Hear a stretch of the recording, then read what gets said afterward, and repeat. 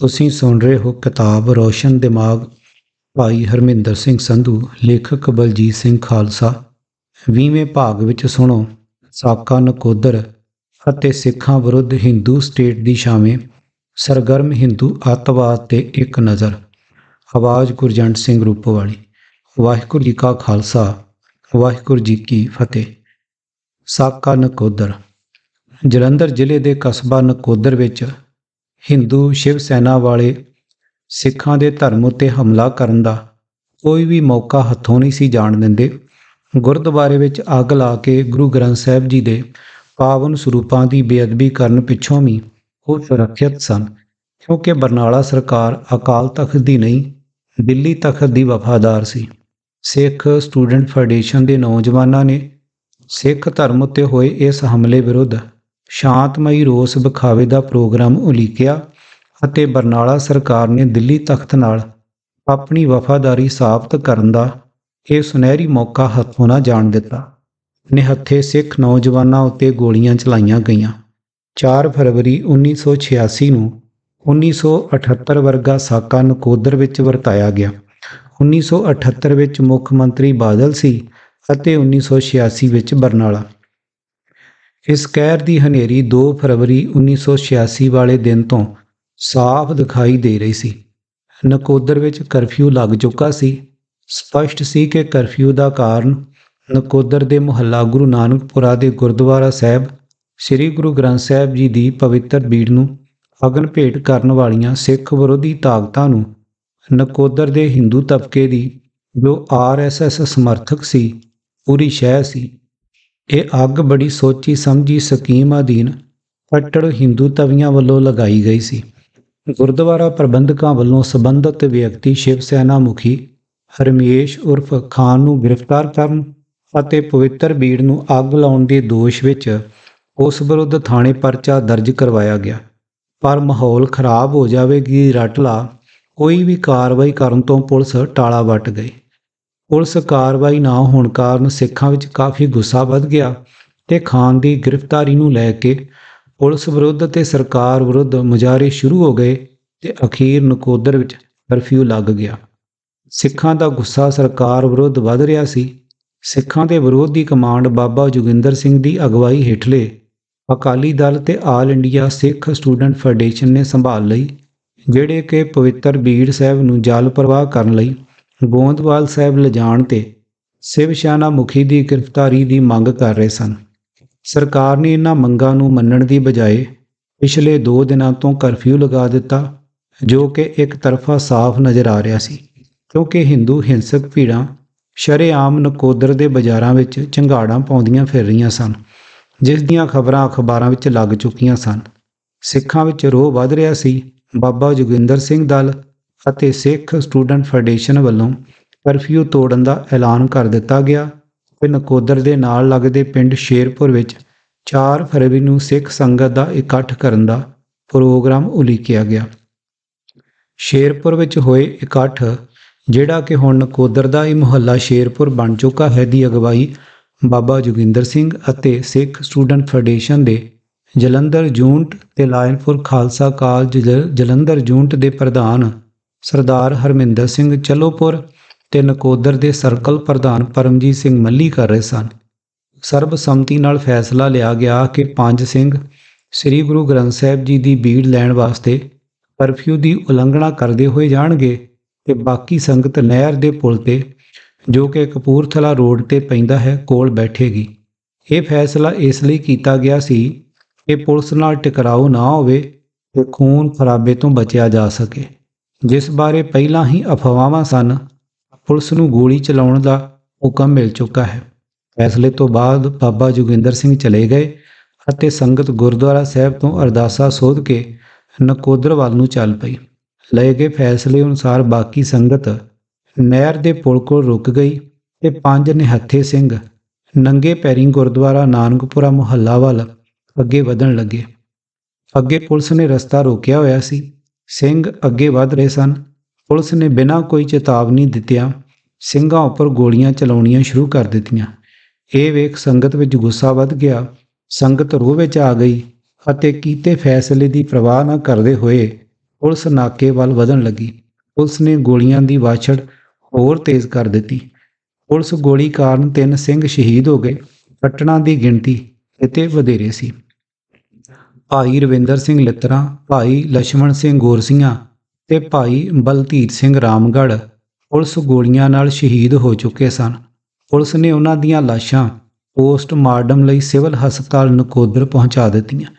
ਚੌਥੇ ਸ਼ਹੀਦ ਸਰਦਾਰ ਹਰਮਿੰਦਰ ਸਿੰਘ ਚਲੋਪੁਰ, ਜਿਸ ਨੂੰ ਪੁਲਿਸ ਨੇ ਇੱਕ ਆਰੇ ਦੀ ਦੁਕਾਨ ਤੋਂ ਫੜਿਆ, ਉਸ ਤੇ ਪੁਲਿਸ ਨੇ ਇੰਨਾ ਤਸ਼ੱਦਦ ਕੀਤਾ ਕਿ ਉਸ ਨੂੰ ਮਰਿਆ ਸਮਝ ਪੋਸਟਮਾਰਟਮ ਲਈ ਇਹਨਾਂ ਸ਼ਹੀਦਾਂ ਨਾਲ ਨਕੋਦਰ ਹਸਪਤਾਲ ਲੈ ਗਏ।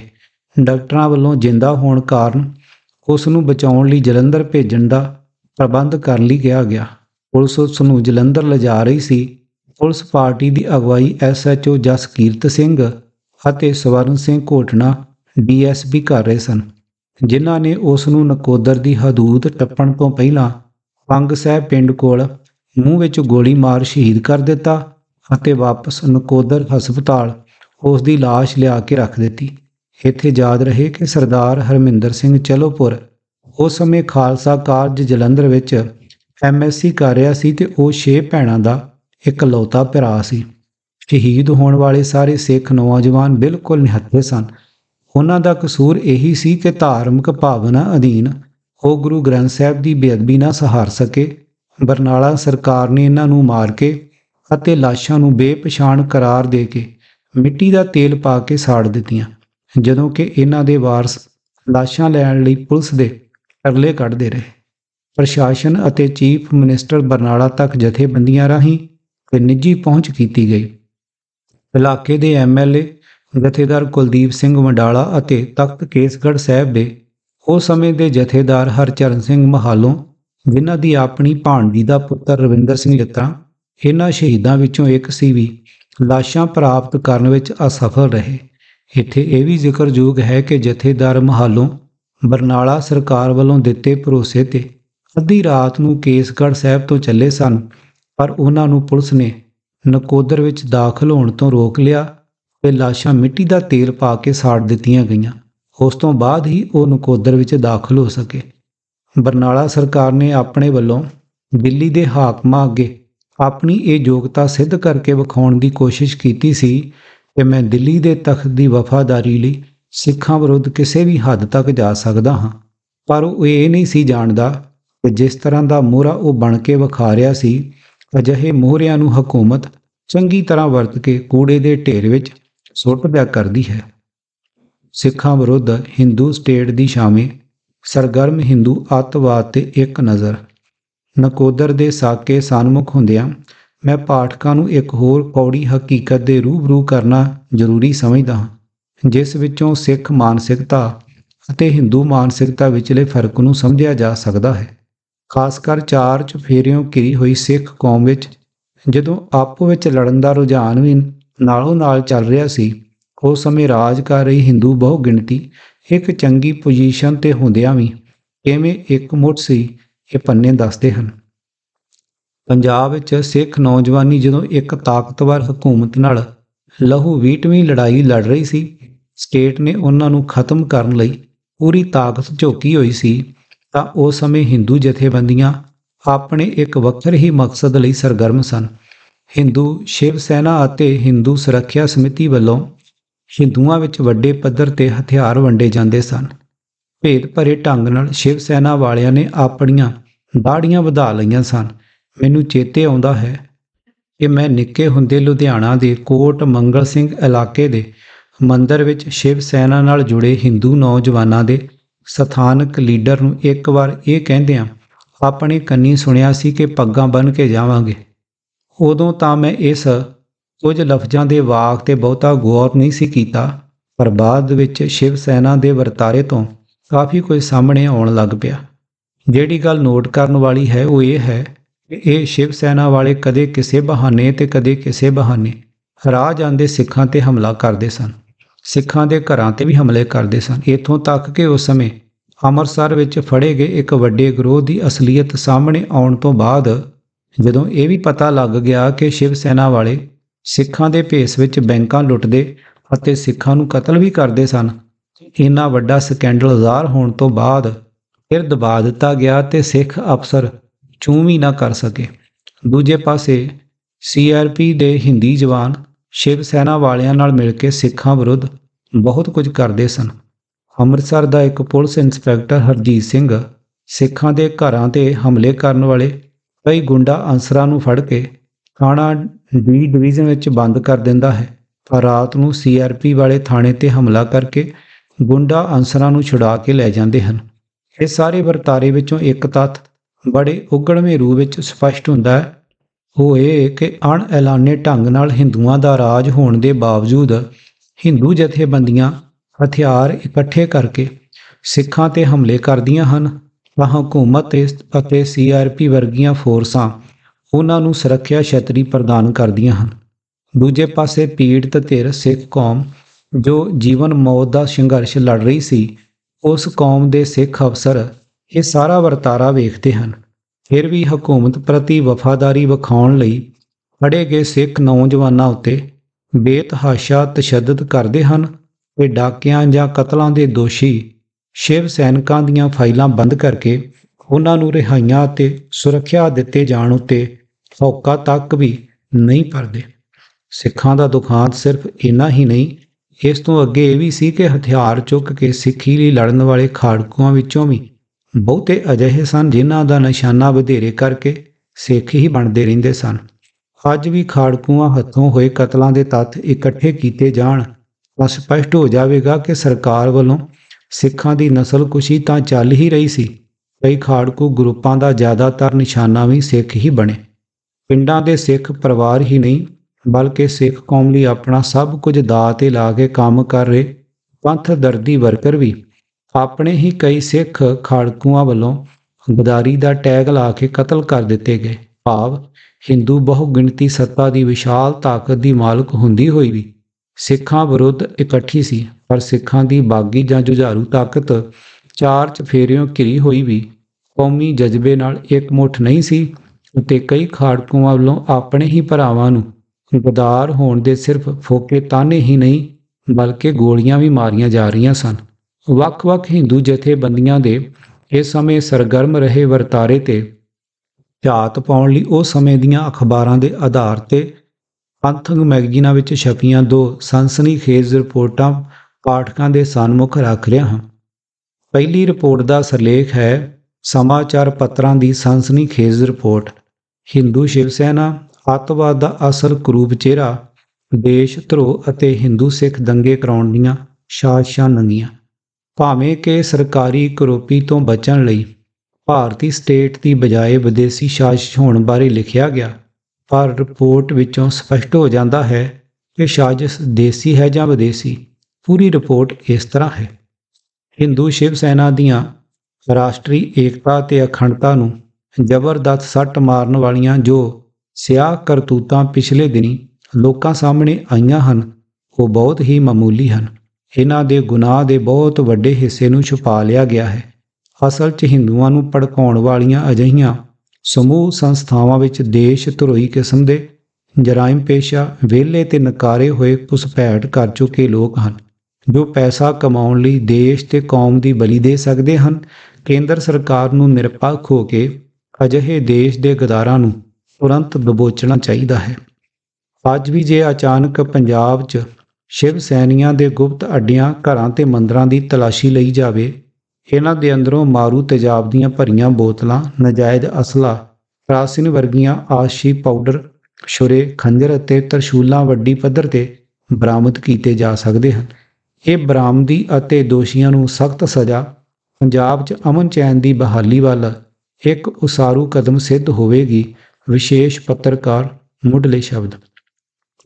ਅੰਮ੍ਰਿਤਸਰ ਦੀ ਪੁਲਿਸ ਨੇ ਹਿੰਦੂ ਸ਼ਿਵ ਸੈਨਾ ਦੇ ਇੱਕ 8 ਮੈਂਬਰੀ ਗਰੋਹ ਦਾ ਪਰਦਾਫਾਸ਼ ਕੀਤਾ ਹੈ। ਇਹ ਗਰੋਹ ਵੱਖ-ਵੱਖ ਥਾਵਾਂ 'ਤੇ ਸਿੱਖੀ ਸਰੂਪ ਧਾਰ ਕੇ ਬੈਂਕਾਂ ਵਿੱਚ ਡਾਕੇ ਮਾਰਦਾ ਤੇ ਛੁਰੀਬਾਜ਼ੀ ਦੀਆਂ ਵਾਰਦਾਤਾਂ ਕਰਦਾ ਸੀ। ਇਸ ਗਰੋਹ ਦਾ ਉਦੇਸ਼ ਪੰਜਾਬ ਦੀ ਬਰਨਾਲਾ ਸਰਕਾਰ ਨੂੰ ਲਾਅ ਐਂਡ ਆਰਡਰ ਦੇ ਸਿਲਸਿਲੇ ਵਿੱਚ ਬਦਨਾਮ ਕਰਨਾ ਤੇ ਪੰਜਾਬ ਵਿੱਚ ਫੌਜੀ ਰਾਜ ਦੀ ਕੀਤੀ ਜਾ ਰਹੀ ਮੰਗ ਨੂੰ ਜਾਇਜ਼ ਠਹਿਰਾਉਣਾ ਸੀ। ਇਹ ਗਰੋਹ ਹਥਿਆਰ ਇਕੱਠੇ ਕਰਦਾ ਤੇ ਖਰੀਦਦਾ ਵੀ ਸੀ। ਇਹ ਜਾਣਕਾਰੀ ਐਸਪੀ ਸਿਟੀ ਸਰਦਾਰ ਹਰਕਿਸ਼ਨ ਸਿੰਘ ਕਾਹਲੋਂ ਨੇ ਇੱਥੇ ਪ੍ਰੈਸ ਕਾਨਫਰੰਸ ਵਿੱਚ ਦਿੱਤੀ। ਉਹਨਾਂ ਦੱਸਿਆ ਕਿ ਇਸ ਗਰੋਹ ਦਾ ਪਤਾ ਉਦੋਂ ਲੱਗਾ ਜਦੋਂ ਇਸ ਦੇ 3 ਮੈਂਬਰਾਂ ਨੂੰ ਪੁਲਿਸ ਨੇ ਪੁਤਲੀ ਘਰ ਦੇ ਏਰੀਆ ਵਿੱਚੋਂ ਗ੍ਰਿਫਤਾਰ ਕੀਤਾ। ਇਹਨਾਂ ਫੜੇ 3 ਮੈਂਬਰਾਂ ਨੇ ਕਈ ਜੁਰਮਾਂ ਦਾ ਜਿੱਥੇ ਇਕਬਾਲ ਕੀਤਾ ਹੈ ਉੱਥੇ ਕਈ ਰੌਂਗਟੇ ਖੜੇ ਕਰਨ ਵਾਲੇ ਇਕਸ਼ਾਫ ਵੀ ਕੀਤੇ ਹਨ। ਇਸ ਗਰੋਹ ਦੇ ਬਾਕੀ 5 ਮੈਂਬਰ ਅਜੇ ਫਰਾਰ ਹਨ, ਜਿਨ੍ਹਾਂ ਨੂੰ ਫੜਨ ਲਈ ਪੁਲਿਸ ਪੂਰੀ ਤਰ੍ਹਾਂ ਸਰਗਰਮ ਹੈ।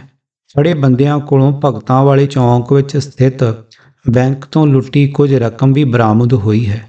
ਗਰੋਹ ਦੇ ਮੈਂਬਰ ਸਰਦਾਰ ਕਾਲੂ ਨੇ ਦੱਸਿਆ ਕਿ ਪੁਤਲੀ ਘਰ ਵਿੱਚੋਂ ਇਸ ਗਰੋਹ ਦੇ ਜਿਹੜੇ 3 ਦੋਸ਼ੀ ਫੜੇ ਗਏ ਹਨ, ਇਹਨਾਂ ਦੇ ਨਾਮ ਹਨ ਅਨਿਲ ਕੁਮਾਰ। ਇਹ ਮੁਹਾਲੀ ਦਾ ਰਹਿਣ ਵਾਲਾ ਹੈ ਤੇ ਇਸ ਦੀ ਉਮਰ 25 ਸਾਲ ਦੀ ਹੈ। ਇਹ ਹਿੰਦੂ ਸ਼ਿਵ ਸੈਨਾ ਦਾ ਉੱਘਾ ਵਰਕਰ ਹੈ। ਇਸ ਨੇ ਦਾੜੀ ਰੱਖੀ ਹੋਈ ਹੈ। ਜਦੋਂ ਵਾਰਦਾਤ ਕਰਨੀ ਹੁੰਦੀ ਸੀ ਤਾਂ ਇਹ ਕਾਲੀ ਪੱਗ ਬੰਨ੍ਹ ਲੈਂਦਾ ਸੀ। ਅੱਗੋਂ ਪਿੱਛੋਂ ਵੀ ਇਹ ਪੱਗ ਬੰਨ੍ਹ ਕੇ ਹੀ ਰੱਖਦਾ ਸੀ। ਦੂਸਰਾ ਇਸਲਾਮਾਬਾਦ ਦਾ ਸੁਰਿੰਦਰਪਾਲ ਹੈ। ਇਸ ਦੀ ਉਮਰ 22 ਸਾਲ ਦੀ ਹੈ। ਇਹ ਪੰਜਾਬ ਐਂਡ ਸਿੰਧ ਬੈਂਕ ਭਗਤਾਂ ਵਾਲਾ ਚੌਂਕ ਦੀ ਬ੍ਰਾਂਚ ਵਿੱਚ ਚਪੜਾਸੀ ਹੈ। ਜਿਹੜੇ 5 ਮੈਂਬਰ ਫਰਾਰ ਹਨ ਉਹ ਹਨ ਸੁਰਿੰਦਰ ਕੁਮਾਰ ਡੋਗਰਾ, ਪ੍ਰਧਾਨ ਸ਼ਿਵ ਸੈਨਾ ਅੰਮ੍ਰਿਤਸਰ, ਅਸ਼ਵਨੀ ਕੁਮਾਰ ਆਸ਼ੀ ਉਰਫ ਸਤੀਸ਼ ਕੁਮਾਰ ਅੰਮ੍ਰਿਤਸਰ, ਇਸ ਦਾ ਨਾਂ ਰਾਜਪੁਰਾ ਵਿੱਚ ਅਸ਼ਵਨੀ ਕੁਮਾਰ ਸੀ ਤੇ ਅੰਮ੍ਰਿਤਸਰ ਵਿੱਚ ਸਤੀਸ਼ ਕੁਮਾਰ। ਭੁਪਿੰਦਰਪਾਲ ਜੁਗਨੂ, ਇਹ ਸੁਰਿੰਦਰਪਾਲ ਦਾ ਭਰਾ ਹੈ। ਵਿਜੇ ਕੁਮਾਰ, ਇਹ ਸ਼ਿਵ ਸੈਨਾ ਅੰਮ੍ਰਿਤਸਰ ਦਾ ਆਫਿਸ ਸੈਕਟਰੀ ਹੈ ਤੇ ਇਹਨਾਂ ਦਾ ਦਫ਼ਤਰ ਦੁਰਗਿਆਨਾ ਮੰਦਿਰ ਵਿੱਚ ਹੈ। ਸੁਭਾਸ਼ ਬਿੱਲਾ, ਇਹ ਜ਼ਮਾਨਤ ਤੇ ਰਿਹਾ ਹੈ। ਪਿੱਛੇ ਜੇ ਕਰਫਿਊ ਦੌਰਾਨ ਸ਼ੁਰੇਬਾਜ਼ੀ ਕਰਦਾ ਫੜਿਆ ਗਿਆ ਸੀ। ਅਨਿਲ ਵੀ ਫੜਿਆ ਗਿਆ ਸੀ। ਸੁਰਿੰਦਰ ਕੁਮਾਰ ਵੱਡਾ ਅਪਰਾਧੀ ਹੈ ਤੇ ਇਹੋ ਇਸ ਗਰੋਹ ਦਾ ਲੀਡਰ ਹੈ। ਗੜਬੜ ਦੀ ਸਾਜ਼ਿਸ਼, ਸ੍ਰੀ ਕਾਲੂ ਨੇ ਦੱਸਿਆ ਕਿ ਇਸ ਗਰੋਹ ਦੇ ਫੜੇ ਜਾਣ ਨਾਲ ਪੰਜਾਬ ਤੇ ਪੰਜਾਬ ਤੋਂ ਬਾਹਰ ਹਿੰਦੂ ਸ਼ਿਵ ਸੈਨਾ ਦੀ ਮਦਦ ਨਾਲ ਗੜਬੜ ਕਰਾਉਣ ਤੇ ਫਿਰਕੂ ਫਸਾਦ ਕਰਾਉਣ ਦੀ ਇੱਕ ਬਹੁਤ ਵੱਡੀ ਸਾਜ਼ਿਸ਼ ਨੰਗੀ ਹੋਈ ਹੈ। ਛਾਪੇ ਜਾਰੀ, ਸਰਦਾਰ ਕਾਲੂ ਨੇ ਹੋਰ ਦੱਸਿਆ ਕਿ ਇਸ ਗਰੋਹ ਦੇ ਬਹੁਤ ਦੂਰ ਦੂਰ ਤੱਕ ਪੰਜਾਬ ਤੋਂ ਬਾਹਰ ਲਿੰਕ ਹਨ। ਇਸ ਲਈ ਇਹਨਾਂ ਦੇ ਮੁਖੀਆਂ ਨੂੰ ਫੜਨ ਲਈ ਅੰਮ੍ਰਿਤਸਰ ਤੋਂ ਬਾਹਰ ਛਾਪੇ ਮਾਰੇ ਜਾ ਰਹੇ ਹਨ ਅਤੇ ਵੱਖ-ਵੱਖ ਥਾਵਾਂ ਤੇ ਪੁਲਿਸ ਟੋਲੀਆਂ ਭੇਜੀਆਂ ਜਾ ਰਹੀਆਂ ਹਨ। ਕਈ ਫਸੇ। ਪੁਲਿਸ ਨੂੰ ਨਿਸ਼ਚਾ ਹੈ ਕਿ ਉਹ ਜਲਦੀ ਸਾਰੇ ਗਰੋਹ ਦਾ ਪਤਾ ਲਾ ਕੇ ਇਹਨਾਂ ਦੇ ਸਾਥੀਆਂ ਨੂੰ ਫੜਨ ਵਿੱਚ ਸਫਲ ਹੋ ਜਾਵੇਗੀ। ਜਿਹੜੇ 5 ਬੰਦੇ ਫੜੇ ਨਹੀਂ ਗਏ ਉਹਨਾਂ ਨੂੰ ਫੜਨ ਲਈ ਕਈ ਥਾਂ ਛਾਪੇ ਮਾਰੇ ਗਏ। ਅੰਡਰਗਰਾਉਂਡ ਹੋਣ ਕਾਰਨ ਇਸ ਗਰੋਹ ਦੀਆਂ ਸਰਗਰਮੀਆਂ ਬਾਰੇ ਹੋਰ ਸ਼ੱਕ ਵੱਧ ਗਿਆ ਹੈ। ਉਹਨਾਂ ਦੱਸਿਆ ਕਿ ਇਸ ਗਰੋਹ ਦਾ ਉਦੇਸ਼ ਬਰਨਾਲਾ ਸਰਕਾਰ ਨੂੰ ਬਰਤਰਫ ਕਰਾਉਣਾ ਤੇ ਪੰਜਾਬ ਤੋਂ ਬਾਹਰ ਵੱਡੀ ਪੱਧਰ ਤੇ ਗੜਬੜ ਫੈਲਾਉਣਾ ਸੀ। ਉਹਨਾਂ ਦੱਸਿਆ ਕਿ ਇਹਨਾਂ ਦੇ ਸਰਪ੍ਰਸਤਾਂ ਨੂੰ ਫੜਿਆ ਜਾਵੇਗਾ ਤੇ ਜਿੱਥੇ ਅਸਲਾ ਪਿਆ ਹੈ ਉਹ ਬਰਾਮਦ ਕੀਤਾ ਜਾਵੇਗਾ। ਕਈ ਵੱਡੇ ਬੰਦਿਆਂ ਦੇ ਫਸਣ ਦੀ ਸੰਭਾਵਨਾ ਨੂੰ ਵੀ ਰੱਦ ਨਹੀਂ ਕੀਤਾ ਜਾ ਸਕਦਾ। ਬੈਂਕ ਲੁੱਟਿਆ, ਜੁਗਨੂ ਬਾਰੇ ਪਤਾ ਲੱਗਾ ਹੈ ਕਿ ਉਹ ਪੰਜਾਬ ਤੇ ਦਿੱਲੀ ਵਿੱਚ ਬੈਂਕ ਡਾਕੇ ਮਾਰਦਾ ਸੀ। 25 ਅਕਤੂਬਰ ਨੂੰ ਚੌਂਕ ਭਗਤਾਂ ਵਿੱਚ ਸਥਿਤ ਬੈਂਕ ਵਿੱਚ 76,400 ਰੁਪਏ ਦਾ ਜੋ ਡਾਕਾ ਪਿਆ ਸੀ ਉਹ ਇਹਨਾਂ ਨੇ ਹੀ ਮਾਰਿਆ ਸੀ। ਇਸ ਦਾ ਇਕਬਾਲ ਉਹਨਾਂ ਨੇ ਕੀਤਾ ਹੈ। ਉਹਨਾਂ ਦੱਸਿਆ ਕਿ ਸੁਰਿੰਦਰਪਾਲ, ਆਤਮਾ ਰਾਮ, ਭੁਪਿੰਦਰਪਾਲ, ਅਸ਼ਵਨੀ ਕੁਮਾਰ ਤੇ ਸਤੀਸ਼ ਕੁਮਾਰ ਵਿੱਚ ਲੁੱਟੀ ਗਈ ਰਕਮ 12,000 ਰੁਪਏ ਦੇ ਹਿਸਾਬ ਨਾਲ ਵੰਡੀ ਗਈ ਸੀ। ਸੁਭਾਸ਼ ਬਿੱਲਾ ਨੂੰ 10,000 ਰੁਪਏ ਦਿੱਤੇ ਗਏ ਸਨ। ਸੁਰਿੰਦਰਪਾਲ ਕੋਲੋਂ 1,800 ਰੁਪਏ ਨਗਦ ਮਿਲ ਗਏ ਹਨ। ਬਾਕੀ ਰਕਮ ਉਸਨੇ ਭੈਣ ਦੇ ਵਿਆਹ ਤੇ ਖਰਚ ਲਈ। ਨਗਦੀ ਤੇ ਉਸ ਤੋਂ ਇਲਾਵਾ 12 ਸਾੜੀਆਂ, 19 ਲੇਡੀ ਸੂਟ, 5 ਮਰਦਾਂ ਦੇ ਸੂਟ ਵੀ ਮਿਲੇ। ਗਨਮੈਨ ਕੋਲੋਂ 2900 ਰੁਪਏ, ਅਨਿਲ ਕੁਮਾਰ ਕੋਲੋਂ 2,000 ਰੁਪਏ ਤੇ 12 ਬੋਰ ਦੇ 2 ਪਿਸਤੌਲ ਵੀ ਮਿਲੇ। ਸੁਭਾਸ਼ ਬਿੱਲਾ ਪਿੱਛੇ ਕਟੜਾ ਦੁੱਲੋ ਵਿੱਚ ਫੜਿਆ ਗਿਆ ਸੀ। ਇਸ ਗਰੋਹ ਦਾ ਮਨੋਰਥ ਅੱਤਵਾਦੀ ਸਰਗਰਮੀਆਂ ਵਿੱਚ ਵਾਧਾ ਕਰਨਾ ਵੀ ਸੀ। ਦੱਸਿਆ ਜਾਂਦਾ ਹੈ ਕਿ ਭਗਤਾਂ ਵਾਲਾ ਚੌਂਕ ਵਿੱਚ ਬੈਂਕ ਲੁੱਟਣ ਪਿੱਛੇ ਅਨਿਲ ਕੁਮਾਰ ਤੇ ਅਸ਼ਵਨੀ ਕੁਮਾਰ ਨੇ ਪਿਸਤੌਲ ਹਿੰਦੂ ਸ਼ਿਵ ਸੈਨਾ ਦੇ ਪ੍ਰਧਾਨ ਡੋਗਰਾ ਨੂੰ ਵਾਪਸ ਕਰ ਦਿੱਤਾ। 15,000 ਰੁਪਏ ਉਸ ਨੂੰ ਪਾਰਟੀ ਫੰਡ ਲਈ ਵੀ ਦਿੱਤੇ ਗਏ ਸਨ। ਇਹ ਵੀ ਪਤਾ ਲੱਗਾ ਹੈ ਕਿ ਪਿੱਛੇ ਜੇ ਦੁਰਗਿਆਨਾ ਮੰਦਿਰ ਵਿੱਚ ਅਸਲੇ ਦੇ ਮਾਮਲੇ ਤੇ ਜੋ ਝਗੜਾ ਹੋਇਆ ਸੀ ਉਸ ਦੀ ਵੀ ਪੁਲਿਸ ਜਾਂਚ ਕਰੇਗੀ। ਬਾਹਰੋਂ ਪੰਜਾਬ ਵਿੱਚ ਅਸਲਾ ਲਿਆਉਣ ਬਾਰੇ ਵੀ ਹਿੰਦੂ ਸ਼ਿਵ ਸੈਨਾ ਸੰਬੰਧੀ ਜੋ ਚਰਚੇ ਚੱਲ ਰਹੇ ਹਨ ਉਹਨਾਂ ਸਾਰਿਆਂ ਦੀ ਘੋਖ ਵੱਡੀ ਪੱਧਰ ਤੇ ਕੀਤੀ ਜਾਵੇਗੀ। ਲੋੜ ਪੈਣ ਤੇ ਪੁਲਿਸ ਪੰਜਾਬ ਭਰ ਵਿੱਚ ਛਾਪੇ ਮਾਰੇਗੀ।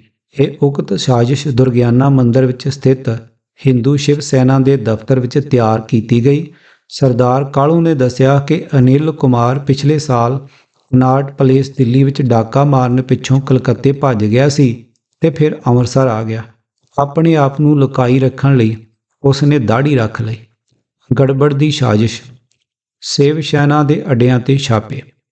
ਸੂਬੇ ਵਿੱਚ ਵੱਡੀ ਪੱਧਰ ਤੇ ਗੜਬੜ ਕਰਾਉਣ ਦੀ ਯੋਜਨਾ ਬਣਾਉਣ ਵਾਲੇ ਹਿੰਦੂ ਸ਼ਿਵ ਸੈਨਾ ਦੇ ਲੋੜੀਂਦੇ ਬਾਕੀ ਸਾਰੇ ਮੈਂਬਰਾਂ ਦੀ ਫੜੋ-ਫੜੀ ਲਈ ਪੁਲਿਸ ਵੱਲੋਂ ਕਈ ਥਾਈਂ ਛਾਪੇ ਮਾਰੇ ਗਏ, ਪਰ ਲੋੜੀਂਦੇ ਸ਼ਿਵ ਸੈਨਾ ਮੈਂਬਰ ਅਜੇ ਵੀ ਫਰਾਰ ਹਨ।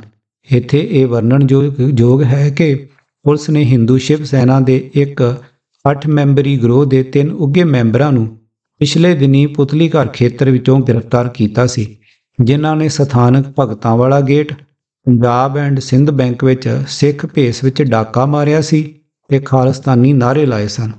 ਇਹ ਗੱਲ ਬੀਤੇ ਦਿਨੀਂ ਗ੍ਰਿਫਤਾਰ ਮੈਂਬਰਾਂ ਅਨਿਲ ਕੁਮਾਰ, ਸੁਰਿੰਦਰਪਾਲ ਅਤੇ ਆਤਮਾ ਰਾਮ ਨੇ ਪੁਲਿਸ ਤਫਤੀਸ਼ ਦੌਰਾਨ ਇਕਬਾਲ ਕੀਤੀ। ਉਹਨਾਂ ਪੁਲਿਸ ਨੂੰ ਇਹ ਵੀ ਦੱਸਿਆ ਕਿ ਡਾਕੇ ਖੋਹ ਕਰਨ ਲੱਗਿਆਂ ਉਹਨਾਂ ਦੇ ਕੁਝ ਸਾਥੀ ਸਿੱਖੀ ਸਰੂਪ ਵਿੱਚ ਪੱਗਾਂ ਬੰਨ੍ਹ ਕੇ ਰੱਖਦੇ ਸਨ ਅਤੇ ਖਾਲਿਸਤਾਨੀ ਨਾਅਰੇ ਲਾਉਂਦੇ ਸਨ।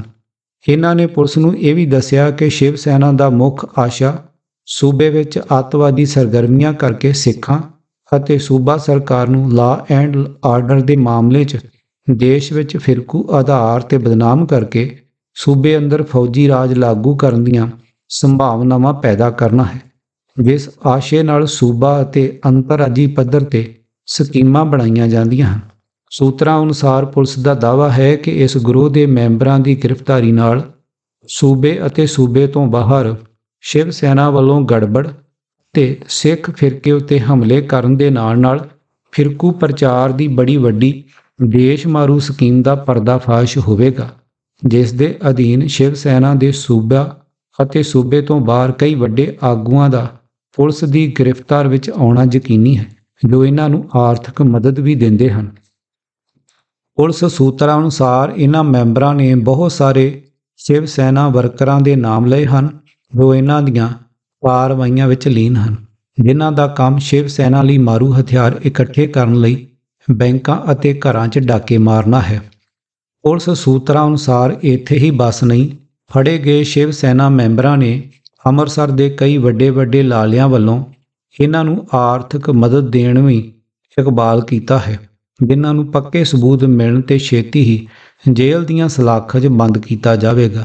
ਸੂਤਰਾਂ ਅਨੁਸਾਰ ਇਹਨਾਂ ਦੀ ਫੜੋ-ਫੜੀ ਨਾਲ ਉਹਨਾਂ ਲਾਲਿਆਂ ਦੀਆਂ ਵੀ ਪੁਲਿਸ ਕੋਲ ਸ਼ਿਕਾਇਤਾਂ ਵਿੱਚ ਇੱਕਦਮ ਵਾਧਾ ਹੋ ਗਿਆ ਹੈ, ਜਿਨ੍ਹਾਂ ਕੋਲੋਂ ਇਹ ਧੱਕੇ ਨਾਲ ਹਰ ਮਹੀਨੇ ਹਥਿਆਰਾਂ ਲਈ ਧਮਕੀਆਂ ਦੇ ਕੇ ਪੈਸਾ ਉਗਰਾਉਂਦੇ ਸਨ। ਪੁਲਿਸ ਇਸ ਮਾਮਲੇ ਬਾਰੇ ਸ਼ਿਵ ਸੈਨਾ ਅਤੇ ਹੋਰ ਫਿਰਕੂ ਹਿੰਦੂ ਸੰਗਠਨਾਂ ਵੱਲੋਂ ਸ਼ਹਿਰ 'ਚ ਵੱਡੀ ਪੱਧਰ 'ਤੇ ਨਜਾਇਜ਼ ਅਸਲਾ ਜਮ੍ਹਾਂ ਕਰਨ ਦੇ ਮਾਮਲੇ ਦੀ ਪੜਤਾਲ ਵੀ ਕਰ ਰਹੀ ਹੈ ਕਿ ਇਹ ਹਥਿਆਰ ਕਿੱਥੋਂ ਤੇ ਕਿਸ ਤਰ੍ਹਾਂ ਲਿਆਂਦੇ ਗਏ ਅਤੇ ਕਿਸ ਸੰਗਠਨ ਵੱਲੋਂ ਕਿਸ ਥਾਂ 'ਤੇ ਇਹ ਹਥਿਆਰ ਵੰਡੇ ਜਾਂਦੇ ਹਨ। ਪੁਲਿਸ ਨੂੰ ਇਹ ਵੀ ਪਤਾ ਲੱਗਾ ਹੈ ਕਿ ਸ਼ਿਵ ਸੈਨਾ ਵੱਲੋਂ ਸਾਰੀਆਂ ਵਾਰਦਾਤਾਂ ਦੀਆਂ ਸਕੀਮਾਂ ਆਪਣੇ ਸਥਾਨਕ ਦੁਰਗਿਆਨਾ ਮੰਦਰ ਸਥਿਤ ਦਫ਼ਤਰ ਵਿੱਚ ਬੈਠ ਕੇ ਬਣਾਈਆਂ ਜਾਂਦੀਆਂ ਸਨ ਅਤੇ ਅੰਮ੍ਰਿਤਸਰ ਦੇ ਸਥਾਨਕ ਸ਼ਿਵ ਸੈਨਾ ਦੇ ਪ੍ਰਧਾਨ ਸੁਰਿੰਦਰ ਕੁਮਾਰ ਡੋਗਰਾ ਵੱਲੋਂ ਇਸ ਦੀ ਅਗਵਾਈ ਅਤੇ ਮਦਦ ਕੀਤੀ ਜਾਂਦੀ ਸੀ। ਲੁੱਟ ਦਾ ਮਾਲ ਵੀ ਇੱਥੇ ਲਿਆ ਕੇ ਵੰਡਿਆ ਜਾਂਦਾ ਸੀ। ਪੁਲਿਸ ਨੂੰ ਬਹੁਤ ਪਹਿਲਾਂ ਅਜਿਹੀਆਂ ਖਬਰਾਂ ਮਿਲੀਆਂ ਸਨ ਕਿ ਉਕਤ ਮੰਦਰ ਹਿੰਦੂ ਅੱਤਵਾਦੀ ਸੰਗਠਨਾਂ ਦੀਆਂ ਸਰਗਰਮੀਆਂ ਦਾ ਕੇਂਦਰ ਬਣਦਾ ਜਾ ਰਿਹਾ ਹੈ। ਇਸੇ ਆਧਾਰ 'ਤੇ ਪੁਲਿਸ ਵੱਲੋਂ ਲੰਮੇ ਸਮੇਂ ਦੀ ਚੌਕਸੀ ਤੋਂ ਬਾਅਦ ਬੀਤੇ ਦਿਨ ਸ਼ਿਵ ਸੈਨਾ ਦੇ ਉਕਤ ਮੈਂਬਰ ਫੜੇ ਗਏ। ਪੁਲਿਸ ਦਾ ਦਾਅਵਾ ਹੈ ਕਿ ਇਹਨਾਂ ਦੀ ਗ੍ਰਿਫਤਾਰੀ ਨਾਲ ਸਮੁੱਚੇ ਸੂਬੇ ਦੀਆਂ ਸ਼ਿਵ ਸੈਨਾ ਸਰਗਰਮੀਆਂ ਬਾਰੇ ਪੂਰੀ ਜਾਣਕਾਰੀ ਮਿਲਣ ਦੀ ਪੂਰੀ ਆਸ ਹੈ। ਇਹ ਵੀ ਪਤਾ ਲੱਗਾ ਹੈ ਕਿ ਵੱਖ-ਵੱਖ ਜ਼ਿਲ੍ਹੇ ਦੇ ਸ਼ਿਵ ਸੈਨਾ ਆਗੂਆਂ ਵੱਲੋਂ ਸਮੁੱਚੇ ਆਪਸੀ ਤਾਲਮੇਲ ਨਾਲ ਸੂਬੇ 'ਚ ਗੜਬੜ ਦੀਆਂ ਕਾਰਵਾਈਆਂ ਕੀਤੀਆਂ ਜਾਂਦੀਆਂ ਹਨ, ਜਿਨ੍ਹਾਂ ਨੂੰ ਇਹ ਆਦੇਸ਼ ਮਹਾਰਾਸ਼ਟਰ ਅਤੇ ਦਿੱਲੀ ਤੋਂ ਸ਼ਿਵ ਸੈਨਾ ਦੇ ਉੱਘੇ ਕੇਂਦਰੀ ਆਗੂਆਂ ਵੱਲੋਂ ਮਿਲਦੇ ਸਨ। ਪੁਲਿਸ ਨੂੰ ਇਸ ਗੱਲ ਦਾ ਵੀ ਸੰਦੇਹ ਹੈ ਕਿ ਗੜਬੜ ਕਰਾਉਣ ਲਈ ਕਈ ਸਿਆਸੀ ਆਗੂਆਂ ਵੱਲੋਂ ਵੀ ਇਹਨਾਂ ਨੂੰ ਮਦਦ ਦਿੱਤੀ ਜਾਂਦੀ ਹੋਵੇਗੀ। ਇਹਨਾਂ ਸਾਰੀਆਂ ਗੱਲਾਂ ਨੂੰ ਪੜਤਾਲੀਆ ਤੌਰ 'ਤੇ ਮੁੱਖ ਰੱਖਿਆ ਜਾ ਰਿਹਾ ਹੈ ਤਾਂ ਕਿ ਅਜਿਹੀਆਂ ਕਾਰਵਾਈਆਂ ਪਿੱਛੇ ਕਿਸੇ ਸਿਆਸੀ ਆਗੂ ਦਾ ਹੱਥ ਹੋਣ 'ਤੇ ਉਸ ਨੂੰ ਵੀ ਹੱਥ ਪਾਇਆ ਜਾ ਸਕੇ। ਪੁਲਿਸ ਨੂੰ ਬੀਤੇ ਕਾਫੀ ਸਮੇਂ ਤੋਂ ਇਹ ਜਾਣਕਾਰੀ ਮਿਲੀ ਸੀ। ਇਹਨਾਂ ਸ਼ਿਵ ਸੈਨਾ ਮੈਂਬਰਾਂ ਵੱਲੋਂ ਬੀਤੇ 6 ਮਹੀਨਿਆਂ 'ਚ ਹਜ਼ਾਰਾਂ ਦੀ ਗਿਣਤੀ ਵਿੱਚ ਨਾਜਾਇਜ਼ ਅਗਨੀ ਸ਼ਸਤਰ ਵੰਡੇ ਗਏ, ਜਿਨ੍ਹਾਂ ਦੀ ਗਿਣਤੀ 3 ਤੋਂ 5 ਹਜ਼ਾਰ ਤੱਕ ਹੈ। ਇਸੇ ਤਰ੍ਹਾਂ ਕੋਈ 10,000 ਛੁਰਾ ਜੋ ਰਾਮਪੁਰ ਅਤੇ ਮੁਰਾਦਾਬਾਦ ਯੂਪੀ ਤੋਂ ਲਿਆਂਦਾ ਗਿਆ ਸੀ। ਇਸੇ ਤਰ੍ਹਾਂ ਇੰਨੇ ਹੀ ਤਰਸ਼ੂਲ ਅਤੇ ਤਲਵਾਰਾਂ ਵੰਡੀਆਂ ਗਈਆਂ ਜੋ ਅੰਮ੍ਰਿਤਸਰ ਅਤੇ ਬਟਾਲਾ ਦੀਆਂ ਵੱਖ-ਵੱਖ ਥਾਵਾਂ ਤੋਂ ਲਿਆਂਦੀਆਂ ਜਾਂਦੀਆਂ ਸਨ। ਉਕਤ ਸਾਰੇ ਮਾਮਲੇ ਦੀ ਗੁੱਥੀ ਵੀ ਇਹਨਾਂ ਦੀ ਗ੍ਰਿਫਤਾਰੀ ਨਾਲ ਸੁਲਝ ਜਾਣ ਦੀ ਆਸ ਹੈ। ਇੱਥੇ ਇਹ ਵਰਣਨਯੋਗ ਹੈ ਕਿ ਸ਼ਿਵ ਸੈਨਾ ਦੇ ਸੂਬਾ ਪ੍ਰਧਾਨ ਪੰਡਿਤ ਕਿਸ਼ੋਰ ਚੰਦ ਅਤੇ ਹਿੰਦੂ ਰਾਸ਼ਟਰੀ ਸੰਗਠਨ ਦੇ ਪ੍ਰਧਾਨ ਸੁਰਿੰਦਰ ਕੁਮਾਰ ਬਿੱਲਾ ਵਿਚਕਾਰ ਬੀਤੇ ਸਾਲ ਹਥਿਆਰਾਂ ਦੀ ਵੰਡ ਨੂੰ ਲੈ ਕੇ ਦੁਰਗਿਆਨਾ ਮੰਦਿਰ ਸਮੂਹ ਵਿਖੇ ਲੜਾਈ ਵੀ ਹੋਈ ਸੀ ਅਤੇ ਦੋਵੇਂ ਹੀ ਗ੍ਰਿਫਤਾਰ ਕਰ ਲਏ ਗਏ ਸਨ, ਪਰ ਫਿਰ ਸਿਆਸੀ ਦਬਾਅ ਪੈਣ ਤੇ ਛੱਡ ਦਿੱਤਾ ਗਿਆ ਸੀ। ਸੁਰਿੰਦਰ ਬਿੱਲਾ ਸੂਬੇ ਅਤੇ ਬਾਹਰਲੇ ਰਾਜਾਂ ਵਿੱਚ ਸਿੱਖਾਂ ਵਿਰੁੱਧ ਜ਼ਹਿਰੀਲਾ ਪ੍ਰਚਾਰ ਕਰਨ ਅਤੇ ਸਰਕਾਰ ਵਿਰੁੱਧ ਬਗਾਵਤ ਕਰਨ ਲਈ ਹਿੰਦੂ ਫਿਰਕੇ ਦੇ ਲੋਕਾਂ ਨੂੰ ਉਕਸਾਉਣ ਦੇ ਦੋਸ਼ ਅਧੀਨ ਰਾਸ਼ਟਰੀ ਸੁਰੱਖਿਆ ਕਾਨੂੰਨ ਅਤੇ ਬਗਾਵਤ ਦੇ ਦੋਸ਼ ਅਧੀਨ ਗ੍ਰਿਫਤਾਰ ਹੈ। ਪੁਲਿਸ ਨੂੰ ਅੰਮ੍ਰਿਤਸਰ ਵਿੱਚ ਹੁਣੇ ਜਿਹੇ ਕਈ ਲੁੱਟਾਂ ਖੋਹਾਂ ਅਤੇ ਡਕੈਤੀਆਂ ਦੇ ਮਾਮਲੇ ਵੀ ਸੁਲਝ ਜਾਣ ਦੀ ਆਸ ਹੈ। ਇੱਥੇ ਇਹ ਵੀ ਵਰਣਨਯੋਗ ਹੈ ਕਿ ਫਰਾਰ ਸ਼ਿਵ ਸੈਨਾ ਮੈਂਬਰਾਂ 'ਚ ਅੰਮ੍ਰਿਤਸਰ ਦਾ ਸ਼ਿਵ ਸੈਨਾ ਦਾ ਪ੍ਰਧਾਨ ਸੁਰਿੰਦਰ ਡੋਗਰਾ ਆਪਣੇ ਬਾਕੀ ਦੇ 4 ਸਾਥੀਆਂ ਸਮੇਤ ਸ਼ਾਮਲ ਹੈ। ਬਾਕੀ ਦੇ ਸਾਥੀ ਅਸ਼ਵਨੀ ਕੁਮਾਰ, ਸੁਭਾਸ਼ ਬਿੱਲਾ, ਭੁਪਿੰਦਰਪਾਲ ਅਤੇ ਵਿਜੇ ਕੁਮਾਰ ਹਨ।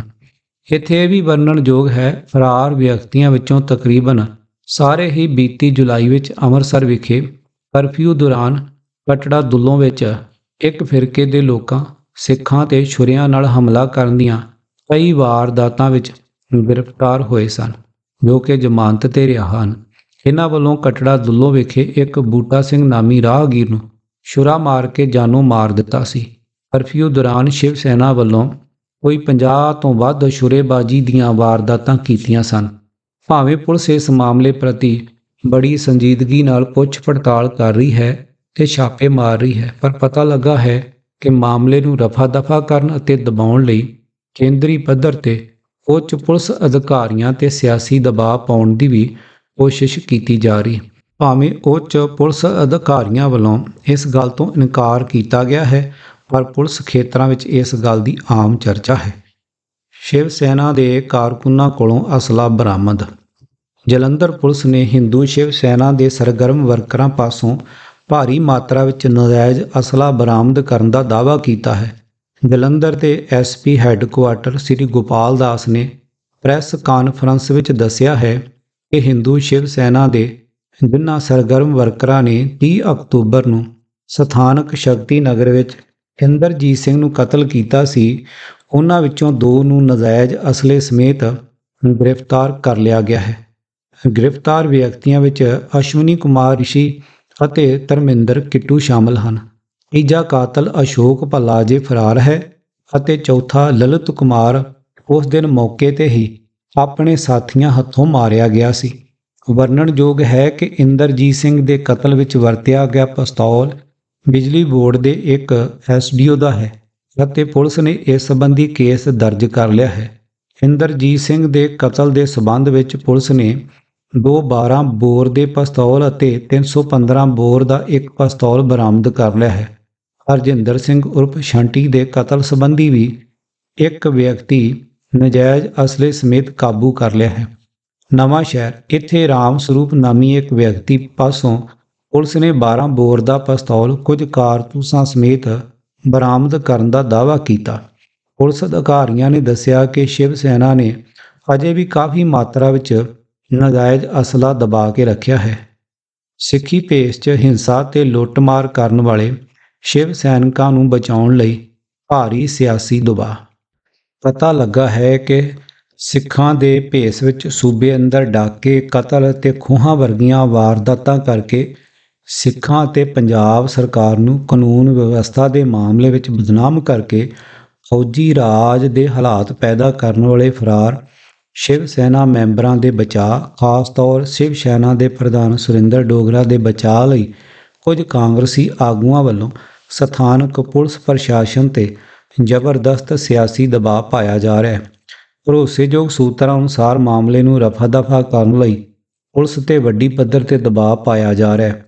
ਸੂਤਰਾਂ ਅਨੁਸਾਰ ਜੇ ਇਸ ਮਾਮਲੇ ਦੇ ਨਿਰਪੱਖ ਪੜਤਾਲ ਹੁੰਦੀ ਤਾਂ ਸੂਬੇ ਅੰਦਰ ਵੱਡੀ ਗਿਣਤੀ ਵਿੱਚ ਸ਼ਿਵ ਸੈਨਾ ਅਤੇ ਬਾਕੀ ਦੇ ਕਈ ਸਰਗਰਮ ਖਿਆਲੀ ਹਿੰਦੂ ਸੰਗਠਨਾਂ ਦੇ ਆਗੂਆਂ ਦੇ ਵੀ ਇਸ ਸੂਬਾ ਪੱਧਰੀ ਸਾਜ਼ਿਸ਼ ਦੀ ਲਪੇਟ ਵਿੱਚ ਆਉਣਾ ਯਕੀਨੀ ਹੈ। ਸੂਤਰਾਂ ਅਨੁਸਾਰ ਇਹ ਕੋਈ ਪਹਿਲੀ ਵਾਰ ਨਹੀਂ, ਇਸ ਤੋਂ ਪਹਿਲਾਂ ਵੀ ਕੇਂਦਰੀ ਆਗੂਆਂ ਦੇ ਦਖਲ ਤੇ ਸ਼ਿਵ ਸੈਨਾ ਅਤੇ ਹਿੰਦੂ ਸੁਰੱਖਿਆ ਸਮਿਤੀ ਵੱਲੋਂ ਨਜਾਇਜ਼ ਹਥਿਆਰਾਂ ਦੀ ਵੰਡ ਦੇ ਮਾਮਲਿਆਂ ਨੂੰ ਦਬਾਇਆ ਜਾ ਚੁੱਕਾ ਹੈ, ਜਿਸ ਵਿੱਚ 32 ਨਜਾਇਜ਼ ਰਿਵਾਲਵਰ ਸਪਲਾਈ ਕਰਨ ਦਾ ਬਟਾਲਾ ਕਾਂਡ ਪ੍ਰਮੁੱਖ ਹੈ, ਜਿਸ ਵਿੱਚ ਅੰਮ੍ਰਿਤਸਰ ਤੇ ਬਟਾਲਾ ਦੇ ਕਈ ਉੱਘੇ ਆਗੂਆਂ ਵਿਰੁੱਧ ਰਿਪੋਰਟ ਥਾਣੇ 'ਚ ਲਿਖੀ ਗਈ ਸੀ। ਇੰਨਾ ਗੰਭੀਰ ਮਾਮਲਾ ਹੋਣ ਦੇ ਬਾਵਜੂਦ ਵੀ ਇਸ ਦੀ ਪੜਤਾਲ ਦਾ ਮਾਮਲਾ ਅਗਾਂਹ ਨਹੀਂ ਤੋਰਿਆ ਗਿਆ। ਇਹ ਮਾਮਲਾ ਗਵਰਨਰੀ ਰਾਜ ਵੇਲੇ ਦਾ ਹੈ। ਦੂਜੇ ਪਾਸੇ ਪੁਲਿਸ ਅਧਿਕਾਰੀਆਂ ਅਨੁਸਾਰ ਪੁਲਿਸ ਵੱਲੋਂ ਸ਼ਿਵ ਸੈਨਾ ਦੇ ਪ੍ਰਧਾਨ ਅਤੇ ਉਸ ਦੇ 3 ਹੋਰ ਸਾਥੀਆਂ ਦੀ ਗ੍ਰਿਫਤਾਰੀ ਲਈ ਅੱਜ 5ਵੇਂ ਦਿਨ ਵੀ ਛਾਪੇ ਮਾਰਨ ਦਾ ਸਿਲਸਿਲਾ ਜਾਰੀ ਰਿਹਾ। ਇਹ ਸਾਰੇ ਮੈਂਬਰ 17 ਤਰੀਕ ਦੇ ਹੀ ਫਰਾਰ ਹਨ। ਸੁਰਿੰਦਰ ਡੋਗਰਾ ਨਾਲ ਤਾਂ ਸਰਕਾਰੀ ਗਨਮੈਨ ਵੀ ਫਰਾਰ ਹੈ। ਇਸ ਗਰੋਹ ਦੇ 3 ਮੈਂਬਰ 17 ਨਵੰਬਰ ਨੂੰ ਉਤਲੀ ਘਰ ਤੋਂ ਫੜੇ ਗਏ ਸਨ, ਜਦਕਿ ਇੱਕ ਹੋਰ ਉਪਿੰਦਰ ਕੁਮਾਰ ਨੇ ਪਿੱਛੋਂ ਅਦਾਲਤ ਵਿੱਚ ਆਤਮ ਸਮਰਪਣ ਕਰ ਦਿੱਤਾ ਸੀ।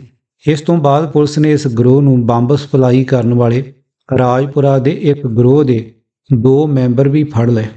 ਪੁਲਿਸ ਵੱਲੋਂ ਫੜੇ ਵਿਅਕਤੀਆਂ ਤੋਂ ਹੋਰ ਵੀ ਕਈ ਵਿਅਕਤੀਆਂ ਦੇ ਇਸ ਗਰੋਹ ਨਾਲ ਸੰਬੰਧ ਹੋਣ ਬਾਰੇ ਜਾਣਕਾਰੀ ਮਿਲੀ ਹੈ। ਮਾਮਲੇ ਦੀ ਪੜਤਾਲ ਨੂੰ ਮੁੱਖ ਰੱਖਦਿਆਂ ਹਾਲ ਦੀ ਘੜੀ ਗੁਪਤ ਰੱਖਿਆ ਜਾ ਰਿਹਾ ਹੈ। ਪੁਲਿਸ ਨੇ ਦੱਸਿਆ ਕਿ ਫੜਿਆ ਗਿਆ ਨੀਲ ਕੁਮਾਰ ਅਤੇ ਸ਼ਿਵ ਸੈਨਾ ਦਾ ਸਥਾਨਕ ਆਫਿਸ ਇੰਚਾਰਜ ਵਿਜੇ ਕੁਮਾਰ ਜੁਗਨੂ, ਜੋ ਅਜੇ ਵੀ ਫਰਾਰ ਹੈ, ਵੱਲੋਂ ਸਿੱਖ ਸਰੂਪ ਵਿੱਚ ਡਾਕਿਆਂ ਦੀਆਂ ਸਕੀਮਾਂ ਤਿਆਰ ਕੀਤੀਆਂ ਜਾਂਦੀਆਂ ਸਨ ਅਤੇ ਇਹ ਕਾਲੀਆਂ ਪੱਗਾਂ ਜਾਂ ਪੀਲੇ ਪਟਕੇ ਬੰਨ੍ਹਦੇ ਸਨ। ਕਈਆਂ ਨੇ ਇਸ ਮਕਸਦ ਲਈ ਆਪਣੀਆਂ ਦਾੜ੍ਹੀਆਂ ਵਧਾਈਆਂ ਹੋਈਆਂ ਸਨ ਤੇ ਕਈ ਨਕਲੀ ਦਾੜ੍ਹੀਆਂ ਵੀ ਲਾਉਂਦੇ ਸਨ। ਪੁਲਿਸ ਸੂਤਰਾਂ ਅਨੁਸਾਰ ਪੁਲਿਸ ਨੇ ਅਨਿਲ ਕੁਮਾਰ ਲਈ ਦਿੱਲੀ ਪੁਲਿਸ ਤੋਂ ਵੀ ਹੋਰ ਜਾਣਕਾਰੀ ਲਈ ਹੈ, ਜੋ ਕਿ ਦਿੱਲੀ ਵਿਖੇ ਕਮਲ ਕੁਮਾਰ ਦੇ ਨਾਮ ਨਾਲ ਆਪਣੀ ਪਛਾਣ ਦੱਸਦਾ ਸੀ। ਉੱਥੋਂ ਇੱਕ ਵਪਾਰੀ ਅਸ਼ੋਕ ਦਾ 1,20,000 ਰੁਪਇਆ ਲੁੱਟ ਕੇ ਦੌੜ ਗਿਆ ਸੀ। ਉਸ ਵੇਲੇ ਅਨਿਲ ਕੁਮਾਰ ਉਰਫ ਕਮਲ ਕੁਮਾਰ ਜੇਲਰ ਉਸੇ ਵਿਅਕਤੀ ਦੀ ਕਾਰ ਦਾ ਨਿੱਜੀ ਡਰਾਈਵਰ ਵੀ ਸੀ। ਇਸ ਵਾਰਦਾਤ ਤੋਂ ਬਾਅਦ ਉਹ ਕਲਕੱਤੇ ਚਲਿਆ ਗਿਆ ਤੇ ਉੱਥੇ ਵੀ ਕਈ ਵਾਰਦਾਤਾਂ ਕੀਤੀਆਂ। ਫਿਰ ਉਹ ਚੰਡੀਗੜ੍ਹ ਰਹਿਣ ਲੱਗਾ ਤੇ ਹੁਣ ਅੰਮ੍ਰਿਤਸਰ ਵਿੱਚ ਭਗਤਾਂ ਵਾਲਾ ਸਥਿਤ ਪੰਜਾਬ ਸਿੰਧ ਬੈਂਕ ਡਾਕੇ ਵਿੱਚ ਇਹ ਸ਼ਾਮਲ ਸੀ। ਡਾਕੇ ਦੀ ਇਹ ਸਾਰੀ ਸਕੀਮ ਦੁਰਗਿਆਨਾ ਮੰਦਰ ਸਥਿਤ ਸ਼ਿਵ ਸੈਨਾ ਦੇ ਦਫ਼ਤਰ ਵਿੱਚ ਬਣਾਈ ਗਈ ਸੀ, ਜਿਸ ਲਈ ਹਥਿਆਰ ਕਥਿਤ ਤੌਰ ਤੇ ਸ਼ਿਵ ਸੈਨਾ ਦੇ ਪ੍ਰਧਾਨ ਸੁਰਿੰਦਰ ਡੋਗਰਾ ਨੇ ਦਿੱਤੇ ਸਨ ਅਤੇ ਉਸਨੇ 15,000 ਰੁਪਇਆ ਲੁੱਟ ਦੇ ਮਾਲ ਵਿੱਚੋਂ ਹਿੱਸੇ ਵਜੋਂ ਪਾਰਟੀ ਫੰਡ ਲਈ ਵੀ ਲਿਆ ਸੀ। ਖੰਡੇ ਧਾਰ ਜਨਵਰੀ 1987। ਖੰਡੇ ਧਾਰ ਦੇ ਜਨਵਰੀ 1987 ਦੇ ਅੰਕ ਵਿੱਚ ਅਖਬਾਰੀ ਖਬਰਾਂ ਦੇ ਆਧਾਰ ਤੇ ਛਪੀ ਇਹ ਰਿਪੋਰਟ, ਜਿੱਥੇ ਦਰਸਾਉਂਦੀ ਹੈ ਕਿ ਹਥਿਆਰਬੰਦ ਹਿੰਦੂ ਜਥੇਬੰਦੀਆਂ ਦੀ ਗੁੰਡਾਗਰਦੀ ਨੂੰ ਜਿੱਥੇ ਕੇਂਦਰ ਸਰਕਾਰ ਤੱਕ ਦੀ ਸਰਪ੍ਰਸਤੀ ਹਾਸਲ ਸੀ, ਉੱਥੇ ਇਹ ਵੀ ਪਤਾ ਲੱਗਦਾ ਹੈ ਕਿ ਸਿੱਖਾਂ ਲਈ ਬਰਨਾਲਾ ਸਰਕਾਰ ਭਾਵੇਂ ਨਖਿੱਧ ਹੀ ਸਾਬਤ ਹੋਈ, ਪਰ ਬਰਨਾਲੇ ਦੇ ਸਿੱਖ ਹੋਣ ਕਰਕੇ ਹਿੰਦੂ ਮਾਨਸਿਕਤਾ ਨੂੰ ਇਹ ਸਰਕਾਰ ਵੀ ਪ੍ਰਵਾਨ ਨਹੀਂ ਸੀ, ਜਾਂ ਉਹਨਾਂ ਨੂੰ ਬਰਨਾਲੇ ਤੋਂ ਵੀ ਖਤਰਾ ਸੀ ਕਿ ਕਿਤੇ ਪੰਜਾਬ ਅਸੈਂਬਲੀ ਵਿੱਚ ਸਿੱਖ ਆਜ਼ਾਦੀ ਲਈ ਕੋਈ ਮਤਾ ਪਾਸ ਨਾ ਕਰਵਾ ਦੇਵੇ। ਇਸ ਕਾਰਨ ਹਿੰਦੂ ਬਹੁਗਿਣਤੀ ਇਹ ਸਰਕਾਰ ਭੰਗ ਕਰਕੇ ਪੰਜਾਬ ਵਿੱਚ ਰਾਸ਼ਟਰਪਤੀ ਰਾਜ ਲਾਗੂ ਕਰਵਾਉਣ ਲਈ ਇੱਕ ਰਣਨੀਤੀ ਤੇ ਕੰਮ ਕਰ ਰਹੀ ਸੀ। ਬਰਨਾਲਾ ਸਰਕਾਰ ਹੋਣ ਕਰਕੇ ਸਿੱਖ ਅਫਸਰਾਂ ਨੇ ਇਸ ਹਿੰਦੂ ਅੱਤਵਾਦ ਨੂੰ ਬੇਨਕਾਬ ਕਰਨ ਦੀ ਜੁਰਤ ਕਰ ਵਿਖਾਈ ਸੀ, ਪਰ ਹੋਇਆ ਕੀ? 11 ਜੂਨ 1987 ਨੂੰ ਬਰਨਾਲਾ ਸਰਕਾਰ ਭੰਗ ਕਰਕੇ ਪੰਜਾਬ ਵਿੱਚ ਰਾਸ਼ਟਰਪਤੀ ਰਾਜ ਲਾਗੂ ਕਰ ਦਿੱਤਾ ਗਿਆ। ਇਸ ਤੋਂ ਬਾਅਦ ਸਿੱਖ ਅਫਸਰ ਫਿਰ ਬੇਵੱਸ ਕਰ ਦਿੱਤੇ ਗਏ। ਬੈਂਕ ਡਾਕਿਆਂ ਅਤੇ ਕਤਲਾਂ ਦੇ ਦੋਸ਼ੀ ਹਿੰਦੂ ਸ਼ਿਵ ਸੈਨਾ ਦੇ ਲੀਡਰ, ਜਿਨ੍ਹਾਂ ਨੂੰ ਪੁਲਿਸ ਗ੍ਰਿਫਤਾਰ ਕਰਨ ਲਈ ਲੱਭ ਰਹੀ ਸੀ, ਉਹ ਪ੍ਰਗਟ ਹੋ ਗਏ ਅਤੇ ਪੁਲਿਸ ਮੁਲਾਜ਼ਮ ਬਾਡੀਗਾਰਡ ਬਣ ਕੇ ਉਹਨਾਂ ਦੀ ਸੁਰੱਖਿਆ ਕਰਨ ਲਈ ਲਾ ਦਿੱਤੇ ਗਏ। ਇਹ ਸਾਰੇ ਵਰਤਾਰੇ ਸੰਬੰਧੀ ਅਤੇ ਹਿੰਦੂ ਅੱਤਵਾਦ ਦੀਆਂ ਕੁਝ ਹੋਰ ਘਟਨਾਵਾਂ ਤੇ ਨਜ਼ਰ ਮਾਰਨ ਲਈ ਖੰਡੇ ਧਾਰ ਦੇ ਅਗਸਤ 1988 ਦੇ ਅੰਕ ਵਿੱਚ ਛਪੀ ਇੱਕ ਰਿਪੋਰਟ ਦਾ ਅਧਿਐਨ ਜ਼ਰੂਰੀ ਹੈ। ਧਰਮ ਦੇ ਨਾਂ ਤੇ ਗੁੰਡਾਗਰਦੀ ਦੀ ਖੁੱਲ੍ਹੀ ਛੁੱਟੀ ਕਿਉਂ ਦੇ ਸਿਰਲੇਖ ਹੇਠ ਛਪੀ ਰਿਪੋਰਟ ਸਰਕਾਰੀ ਸਰਪ੍ਰਸਤੀ ਹੇਠ ਸਿੱਖਾਂ ਵਿਰੁੱਧ ਸਰਗਰਮ ਹਿੰਦੂ ਅੱਤਵਾਦ ਦੀ ਕੂਕ ਮਾਤਰ ਝਲਕ ਵਿਖਾਉਂਦੀ ਹੈ। ਇਸ ਰਿਪੋਰਟ ਦਾ ਕੁਝ ਹਿੱਸਾ ਇਸ ਤਰ੍ਹਾਂ ਹੈ। ਸਿੱਖਾਂ ਨੂੰ ਜਦੋਂ ਵੀ ਉਹ ਆਤਮ ਰੱਖਿਆ ਲਈ ਸ਼ਿਸ਼ਕਾਰੇ ਹੋਏ ਸ਼ਿਵ ਸੈਨਾ ਦੇ ਗੁੰਡਿਆਂ ਅੱਗੇ ਡਟ ਜਾਂਦੇ ਹਨ, ਅਮਨ ਕਾਨੂੰਨ ਨੂੰ ਕਾਇਮ ਰੱਖਣ ਦਾ ਬਹਾਨਾ ਲਾ ਕੇ गिरफ्तार कर लिया जाता है। कुछ मिसालां इउं हन। नंबर 1, 20 मई 1986 रात ਨੂੰ ਕ੍ਰਿਸ਼ਨਾ ਨਗਰ ਅੰਮ੍ਰਿਤਸਰ ਵਿੱਚ ਫਾਇਰਿੰਗ ਨਾਲ 8 ਬੰਦੇ ਮਰੇ। ਸ਼ਿਵ ਸੈਨਾ ਦੇ ਬਹਾਦਰ ਗੁੰਡਿਆਂ ਕੋਲੋਂ ਕਾਤਲ ਤਾਂ ਫੜੇ ਨਹੀਂ ਗਏ, ਪਰ ਉਹਨਾਂ ਨੇ ਅੱਧੇ ਘੰਟੇ ਬਾਅਦ ਹੀ ਅਨੇਕਾਂ ਮਾਸੂਮ ਸਿੱਖਾਂ ਉੱਤੇ ਛੁਰਿਆਂ ਤੇ ਹੋਰ ਹਥਿਆਰਾਂ ਨਾਲ ਹਮਲੇ ਕੀਤੇ। 3 ਮਾਸੂਮਾਂ ਨੂੰ ਮਾਰ ਦਿੱਤਾ ਤੇ ਕਈ ਜ਼ਖਮੀ ਕੀਤੇ। 22 ਮਈ ਦੀ ਅੱਧੀ ਰਾਤ ਨੂੰ ਬੂਟਾ ਸਿੰਘ ਤੇ ਸੰਚਾਰ ਮੰਤਰੀ ਰਾਮ ਨਿਵਾਸ ਮਿਰਧਾ ਦੀ ਆਮਦ ਤੋਂ ਬਾਅਦ ਸ਼ਿਵ ਸੈਨੀਆਂ ਨੇ ਭੇਦ ਭਰੇ ਢੰਗ ਨਾਲ 23 ਮਈ ਨੂੰ ਬੰਦ ਦੀ ਕਾਲ ਦਿੱਤੀ। 23 ਮਈ ਦੇ ਬੰਦ ਦੌਰਾਨ ਸ਼ਿਵ ਸੈਨੀਆਂ ਨੇ 30 ਦੇ ਕਰੀਬ ਨਿਰਦੋਸ਼ਾਂ ਨੂੰ ਛੁਰੇ ਮਾਰ ਕੇ ਵਿਛੜੀਆਂ ਰੂਹਾਂ ਨੂੰ ਸ਼ਾਂਤੀ ਪਹੁੰਚਾਈ। ਇਸ ਸਾਰੇ ਕੰਮ ਲਈ ਸਰਗਰਮ ਸਹਿਯੋਗ ਦਿੱਤਾ ਸ਼ਿਵ ਸੈਨਾ ਲੀਡਰ ਤੇ ਬ੍ਰਾਹਮਣ ਸਭਾ ਦੇ ਪ੍ਰਧਾਨ ਪੰਡਿਤ ਕਿਸ਼ੋਰ ਚੰਦ, ਸੁਰਿੰਦਰ ਬਿੱਲਾ ਤੇ ਸੁਰਿੰਦਰ ਡੋਗਰੇ ਨੇ। ਪੱਤਰਕਾਰ ਮਨਜੀਤ ਸਿੰਘ 21 ਮਈ 1986 ਦੀ ਅਜੀਤ ਅਖਬਾਰ ਅਨੁਸਾਰ। ਹੁਣ ਪੰਡਿਤ ਕਿਸ਼ੋਰ ਚੰਦ ਜੀ ਨੂੰ ਤਾਂ ਪੁਲਿਸ ਨੇ ਕੀ ਪੁੱਛਣਾ ਸੀ, ਕਿਉਂਕਿ ਉਹ ਪੰਜਾਬ ਪੁਲਿਸ ਹੀ ਰਿਟਾਇਰ ਥਾਣੇਦਾਰ ਹਨ। ਸਗੋਂ ਸੁਰਿੰਦਰ ਬਿੱਲਾ ਨੂੰ ਵੀ ਨਹੀਂ ਪੁੱਛਿਆ, ਜੋ ਕਿ ਨਵੰਬਰ 1984 ਦੇ ਕਤਲੇਆਮ ਵਿੱਚ ਲੀਡ ਕਰਦਾ ਕਈ ਜਗ੍ਹਾ ਫੋਟੋਆਂ 'ਚ ਵੇਖਿਆ ਗਿਆ ਹੈ। ਹੁਣ ਸੁਰਿੰਦਰ ਡੋਗਰਾ ਕਿਸੇ ਵੇਲੇ 76,000 ਦੇ ਅੰਮ੍ਰਿਤਸਰ ਦੇ ਭਗਤਾਂ ਵਾਲਾ ਬੈਂਕ ਡਾਕੇ ਦੇ ਕਥਿਤ ਮੁੱਖ ਦੋਸ਼ੀ ਹੈ। ਇਹਨਾਂ ਮਹਾਂਪੁਰਖਾਂ ਨੂੰ ਸਰਕਾਰੀ ਗਨਮੈਨਾਂ ਸਮੇਤ ਭਗੌੜੇ ਕਰਾਰ ਦਿੱਤੇ ਜਾਣ ਦਾ ਅਸਫਲ ਡਰਾਮਾ ਰਚਿਆ ਗਿਆ ਸੀ, ਪਰ ਪਤਾ ਨਹੀਂ ਇਹ ਭਗੌੜੇ ਕਿਹੋ ਜਿਹੇ ਹਨ ਤੇ ਪੁਲਿਸ ਨੇ ਵੀ ਇਹਨਾਂ ਨੂੰ ਗ੍ਰਿਫਤਾਰ ਕਰਨ ਦੀ ਗੁਸਤਾਖੀ ਨਹੀਂ ਕੀਤੀ, ਜਦੋਂ ਕਿ ਸਿੱਖ ਭਗੌੜੇ ਆਮ ਤੌਰ ਤੇ ਪੁਲਿਸ ਨਾਲ ਮੁਕਾਬਲਿਆਂ ਵਿੱਚ ਮਾਰੇ ਜਾਂਦੇ ਹਨ। ਇਸ ਭਗੌੜੇ ਨੇ ਤਰੱਕੀ ਕੀਤੀ। ਅੰਮ੍ਰਿਤਸਰ ਦੀ ਸ਼ਿਵ ਸੈਨਾ ਪ੍ਰਧਾਨ ਤੋਂ ਪੰਜਾਬ ਦੀ ਹਿੰਦੂ ਸ਼ਿਵ ਸੈਨਾ ਦਾ ਉਪ ਪ੍ਰਧਾਨ ਬਣ ਗਿਆ। ਬੈਂਕ ਡਾਕੇ ਦੇ ਸਿੱਖ ਭਗੌੜੇ ਲਈ 24 ਘੰਟੇ ਪੁਲਿਸ ਦੀਆਂ ਰਾਈਫਲਾਂ ਵਿੱਚੋਂ ਗੋਲੀਆਂ ਨਿਕਲ ਕੇ ਉਹਦਾ ਸੀਨਾ ਚੀਰਨ ਲਈ ਬੇਤਾਬ ਰਹਿਣ, ਪਰ ਸ਼ਿਵ ਸੈਨਾ ਦੇ ਭਗੌੜੇ ਲੀਡਰ ਲਈ ਪੁਲਿਸ ਕਿਹੜੇ ਕਾਰਨਾਂ ਕਰਕੇ ਉਹਦੇ ਸੁਰੱਖਿਆ ਅਮਲੇ ਦੀ ਗਿਣਤੀ ਵਧਾਉਣ ਲਈ ਮਜਬੂਰ ਹੋ ਜਾਂਦੀ ਹੈ। ਜੇ ਪੁਲਿਸ ਸੱਚਮੁੱਚ ਹੀ ਅਮਨ ਕਾਨੂੰਨ ਦੀ ਕਾਇਮੀ ਲਈ ਵਚਨਬੱਧ ਹੈ ਤਾਂ ਦੱਸੇ ਕਿ 25 ਅਕਤੂਬਰ 86 ਦੇ ਭਗਤਾਂ ਵਾਲਾ ਅੰਮ੍ਰਿਤਸਰ ਦੇ 76,000 ਦੇ ਬੈਂਕ ਡਾਕੇ ਦੇ ਫੜੇ ਦੋਸ਼ੀਆਂ ਆਤਮਾ ਰਾਮ, ਅਨਿਲ ਕੁਮਾਰ ਮੋਹਾਲੀ, ਸੁਰਿੰਦਰਪਾਲ ਇਸਲਾਮਾਬਾਦ, ਚਪੜਾਸੀ ਪੰਜਾਬ ਐਂਡ ਸਿੰਧ ਬੈਂਕ ਅੰਬਾਲਾ ਦਾ ਕੀ ਬਣਿਆ ਹੈ, ਅਤੇ ਫਰਾਰ ਦੋਸ਼ੀ ਸੁਰਿੰਦਰ ਡੋਗਰਾ ਅੰਮ੍ਰਿਤਸਰ, ਅਸ਼ਵਨੀ ਕੁਮਾਰ ਆਸ਼ੀ ਤੇ ਉਪਿੰਦਰਪਾਲ ਜੂਨੂ, ਵਿਜੇ ਕੁਮਾਰ ਆਫਿਸ ਸਕੱਤਰ ਸ਼ਿਵ ਸੈਨਾ ਤੇ ਸੁਭਾਸ਼ ਬਿੱਲਾ ਆਦਿ ਅਜੇ ਤੱਕ ਕਿਉਂ ਨਹੀਂ ਫੜੇ ਗਏ। ਪੰਜਾਬ ਪੁਲਿਸ ਦੇ ਹੱਥ ਇਹਨਾਂ ਡਾਕੂਆਂ ਨੂੰ ਫੜਨ ਤੋਂ ਕਿਹੜੀ ਤਾਕਤ ਰੋਕਦੀ ਹੈ ਤੇ ਕਿਹੜਾ ਕਾਨੂੰਨ ਕਹਿੰਦਾ ਹੈ ਕਿ ਬੈਂਕ ਡਾਕੇ ਦੇ ਦੋਸ਼ੀਆਂ ਨੂੰ ਗ੍ਰਿਫਤਾਰ ਕਰਨ ਦੀ ਬਜਾਏ ਉਹਨਾਂ ਨੂੰ ਜ਼ਿਆਦਾ ਗਨਮੈਨ ਦਿਓ। ਕਿਹੜਾ ਕਾਨੂੰਨ ਕਹਿੰਦਾ ਹੈ ਕਿ ਸ਼ਿਵ ਸੈਨਾ ਦੇ ਦਫ਼ਤਰ ਦੁਰਗਿਆਨਾ ਵਿੱਚ ਬਣਨਾ ਠੀਕ ਹੈ ਤੇ ਸ਼ਿਵ ਸੈਨਾ ਦੇ ਉਸ ਪ੍ਰਧਾਨ ਨੂੰ ਫੜਨਾ ਮਹਾਪਾਪ ਹੈ ਜਿਹੜਾ ਸ਼ਿਵ ਸੈਨਾ ਦੇ ਗੁੰਡਿਆਂ ਨੂੰ ਬੈਂਕ ਲੁੱਟਣ ਵਾਸਤੇ ਹਥਿਆਰ ਦਿੰਦਾ ਹੈ। ਤੇ ਪੁਲਿਸ ਨਹੀਂ ਜਾਣਦੀ ਕਿ ਦੁਰਗਿਆਨਾ ਮੰਦਿਰ ਦੇ ਅੰਦਰ ਇਸ ਵੇਲੇ ਨਜਾਇਜ਼ ਅਸਲੇ ਦਾ ਕਥਿਤ ਭੰਡਾਰ ਹੈ। ਪੁਲਿਸ ਸੂਤਰਾਂ ਨੇ ਕਿਹਾ ਸੀ ਕਿ ਸ਼ਿਵ ਸੈਨੀਆਂ ਦੇ ਸਰਪ੍ਰਸਤਾਂ ਨੂੰ ਫੜਿਆ ਜਾਵੇਗਾ ਤੇ ਜਿੱਥੇ ਅਸਲਾ ਪਿਆ ਹੈ ਉਹ ਬਰਾਮਦ ਕੀਤਾ ਜਾਵੇਗਾ, ਪਰ ਲੋਕ ਪੁੱਛਦੇ ਹਨ ਕਿ ਉਹਨਾਂ ਸਰਪ੍ਰਸਤਾਂ ਨੂੰ ਇਸ ਅਮਲ ਕਾਨੂੰਨ ਦੀ ਕਾਇਮੀ ਲਈ ਹੱਥ ਨਹੀਂ ਪਾਇਆ ਗਿਆ ਤੇ ਕਿਸ ਸ਼ਾਂਤੀ ਤੇ ਸਦਭਾਵਨਾ ਦੀ ਬਹਾਲੀ ਲਈ ਸ਼ਿਵ ਸੈਨਾ ਦੇ ਗੁੰਡਿਆਂ ਦਾ ਅਸਲਾ ਬਰਾਮਦ ਨਹੀਂ ਕੀਤਾ ਗਿਆ। ਨੰਬਰ 2, ਜਲੰਧਰ ਦੀ ਸ਼ਿਵ ਸੈਨਾ ਨੇ ਸਿੱਖਾਂ ਦਾ ਕਤਲੇਆਮ ਕਰਨ ਦੀ ਯੋਜਨਾ ਤਹਿਤ 30 ਅਕਤੂਬਰ 1986 ਨੂੰ ਸ਼ਕਤੀ ਨਗਰ ਵਿੱਚ ਇੰਦਰਜੀਤ ਸਿੰਘ ਨੂੰ ਗੋਲੀਆਂ ਨਾਲ ਭੁੰਨ ਦਿੱਤਾ। ਇਸ ਮਾਮਲੇ 'ਚ 2 ਸ਼ਿਵ ਸੈਨੀਏ ਅਸ਼ਵਨੀ ਰਿਸ਼ੀ ਤੇ ਧਰਮਿੰਦਰ ਕਿੱਟੂ ਅਸਲੇ ਸਮੇਤ ਗ੍ਰਿਫਤਾਰ ਵੀ ਕੀਤੇ ਗਏ। ਅਸਲੇ ਵੇਲੇ ਵਰਤਿਆ ਗਿਆ ਰਿਵਾਲਵਰ SDO ਬਿਜਲੀ ਬੋਰਡ ਰਵਿੰਦਰ ਜੋਸ਼ੀ ਦਾ ਸੀ ਤੇ ਤੀਜਾ ਅਸ਼ੋਕ ਭੱਲਾ ਫਰਾਰ ਸੀ। ਲੋਕ ਪੁੱਛਦੇ ਹਨ ਕਿ ਰਵਿੰਦਰ ਜੋਸ਼ੀ ਨੂੰ ਕਿਉਂ ਨਹੀਂ ਗ੍ਰਿਫਤਾਰ ਕੀਤਾ ਗਿਆ ਤੇ ਅਜੇ ਤੱਕ ਅਸ਼ੋਕ ਭੱਲਾ ਕਿਉਂ ਨਹੀਂ ਫੜਿਆ ਗਿਆ। ਹੁਣ ਤਾਂ ਅਸ਼ਵਨੀ ਰਿਸ਼ੀ ਵੀ ਸਰਕਾਰ ਦੀ ਕਿਰਪਾ ਨਾਲ ਬਰੀ ਹੋ ਚੁੱਕਾ ਹੈ ਤੇ ਸ਼ਰੇਆਮ ਫਿਰਦਾ ਹੈ। ਇਸ ਕਾਂਡ ਦਾ ਭਾਂਡਾ ਭੱਜਣ ਤੋਂ ਬਾਅਦ ਭਾਂਡਾ ਭੱਜਣ ਦਾ ਕਾਰਨ ਕਿਉਂਕਿ ਇਹਨਾਂ ਦਾ ਆਪਣਾ ਹੀ ਇੱਕ ਸਾਥੀ ਇਹਨਾਂ ਗੁੰਡਿਆਂ ਹੱਥੋਂ ਮਰ ਗਿਆ ਸੀ। ਕਿਹਾ ਜਾਂਦਾ ਹੈ ਕਿ ਭਾਜਪਾ ਦੇ MLA ਓਮ ਪ੍ਰਕਾਸ਼ ਦੱਤ ਦੇ ਕਹਿਣ ਤੇ ਅਸਲਾ ਬਰਾਮਦ ਕਰਨ ਦਾ ਹੁਕਮ ਉਸ ਪੁਲਿਸ ਨੇ ਕਿਉਂ ਦਵਾਇਆ ਜੋ ਕਿ ਆਪਣੇ ਆਪ ਨੂੰ ਅਮਨ ਕਾਨੂੰਨ ਦੇ ਰਾਖੇ ਦੱਸਦੀ ਹੈ।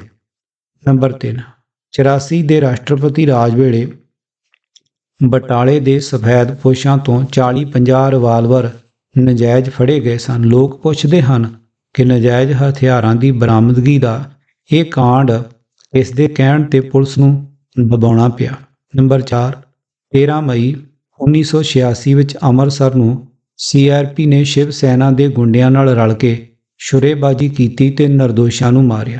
ਇਸ ਸ਼ੁਰੇਬਾਜ਼ੀ ਵਿੱਚ ਸੁਭਾਸ਼ ਬਿੱਲਾ, ਜੋ ਕਿ ਅੰਮ੍ਰਿਤਸਰ ਦੇ ਭਗਤਾਂ ਵਾਲਾ ਦੇ ਬੈਂਕ ਡਾਕੇ ਵਿੱਚ ਸ਼ਾਮਲ ਸੀ, ਨੇ ਬਹੁਤ ਮਿਹਨਤ ਕੀਤੀ ਸੀ। ਕਟੜਾ ਦੁੱਲੋਂ ਵਿੱਚ ਅੱਜ ਤੱਕ ਸ਼ਾਇਦ ਕੋਈ ਸ਼ੁਰੇਬਾਜ਼ੀ ਕਰਨ ਲਈ ਫੜਿਆ ਹੀ ਨਹੀਂ ਗਿਆ। ਪੁਲਿਸ ਨੂੰ ਨਹੀਂ ਸੀ ਪਤਾ ਕਿ CRP ਵਾਲੇ ਵੀ ਸਿਵਲ ਲਿਬਾਸ ਵਿੱਚ ਸ਼ਿਵ ਸੈਨਾ ਨਾਲ ਅਟੁੱਟ ਜਾਰੀ ਦਰਸਾਉਂਦੇ ਹੋਏ ਉਹਨਾਂ ਨਾਲ ਸ਼ੁਰੇਬਾਜ਼ੀ ਕਰਦੇ ਰਹੇ। ਪੁਲਿਸ ਨੇ 30 ਗੁੰਡੇ C ਡਿਵੀਜ਼ਨ ਤੱਕ ਡੱਕ ਦਿੱਤੇ। CRP ਨੇ ਥਾਣੇ ਉੱਤੇ ਹਮਲਾ ਕੀਤਾ, ਸਾਰੇ ਗੁੰਡੇ ਜਬਰੀ ਛੁਡਵਾ ਲਏ।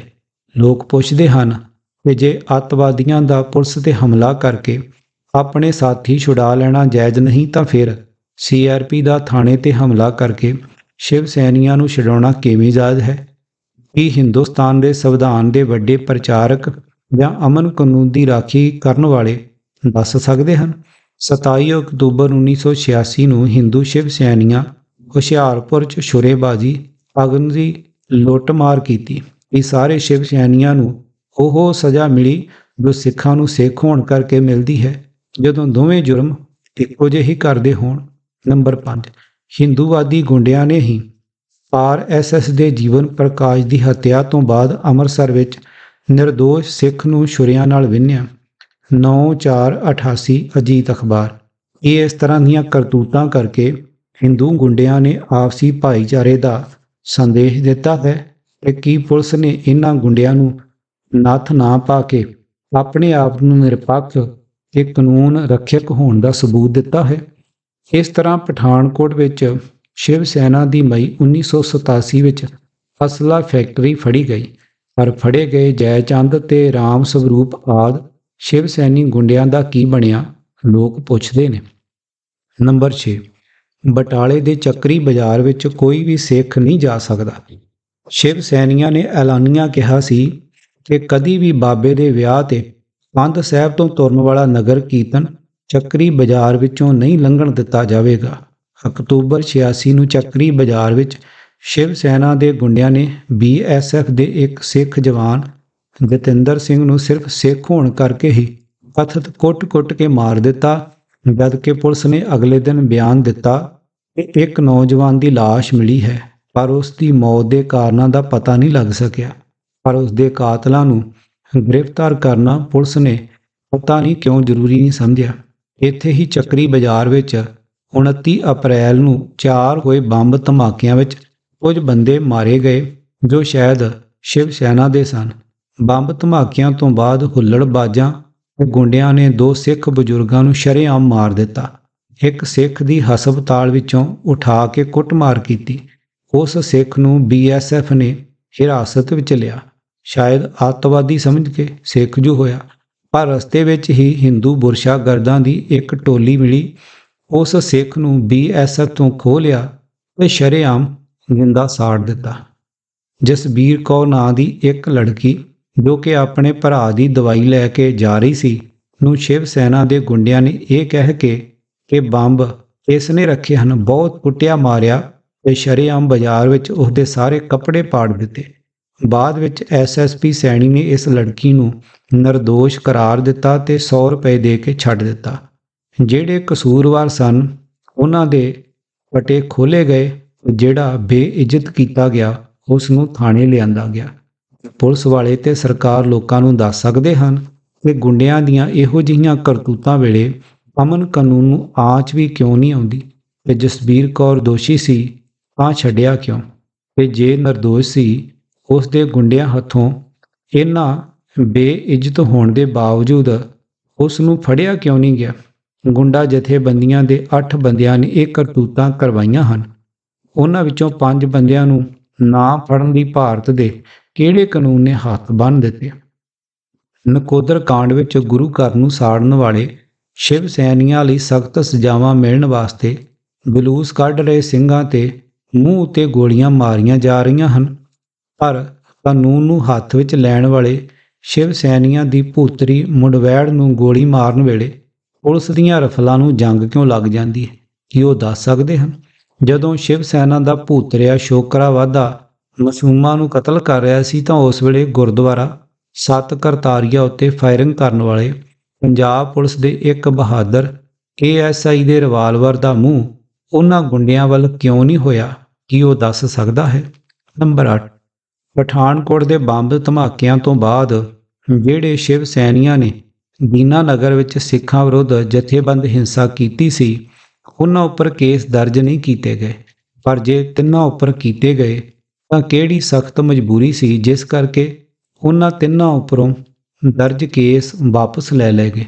ਉਪਰੋਕਤ ਦੇ ਸਬੰਧ ਵਿੱਚ ਹੇਠ ਲਿਖੇ ਸਵਾਲ ਪੈਦਾ ਹੁੰਦੇ ਹਨ, ਜਿਨ੍ਹਾਂ ਬਾਰੇ ਲੋਕ, ਸਰਕਾਰ, ਗੁੰਡਾ ਜਥੇਬੰਦੀਆਂ ਤੇ ਪੁਲਿਸ ਕੋਲੋਂ ਜਵਾਬ ਮੰਗਦੇ ਹਨ।